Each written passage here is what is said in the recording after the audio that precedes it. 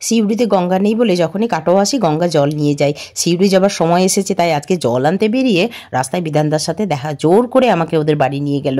বিধানদার বউ বুকু, আমার মামার মেয়ে, ছোটবেলার আমার খেলার সাথী, সুন্দর করে নিজে হাতে চা করে এনে বিধানদা আমাদের খাওয়ালো। অল্প জায়গার মধ্যে এত সুন্দর সাজানো গোছানো বাড়ি, ছাদের উপরে কত গাছ, মা মনসার পুজোও হয়, বাড়ি থেকে আবার পাশেই রাস্তা, দোকান সব দেখা যাচ্ছে।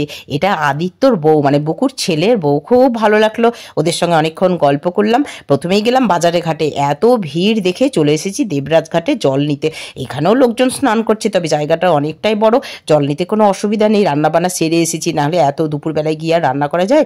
জয়িত হাই প্রোটিন, ফ্যাট, এগুলো খাওয়া যাবে না। অনেক দিন ধরেই মাংস খাইনি, তাই আজকে ওকে পাটকাঠির ঝোল দিয়েই ভাত খাওয়াবো। শরীর তো অসুস্থ, ডাক্তারবাবু বলেছেন একদিন দুদিন খাওয়াই যায়, তাই আজকে বসে পড়েছি পাটকাঠির ঝোল। দেখো পাটকাঠির মতো লাগে না? ওই যে গো, দেশি মুরগির ঝোল, তার সাথে সবজি সিদ্ধ, স্যালাড তো আছে। চলো আমরা খেয়ে নিই, তোমরা সবাই খুব ভালো থেকো গো।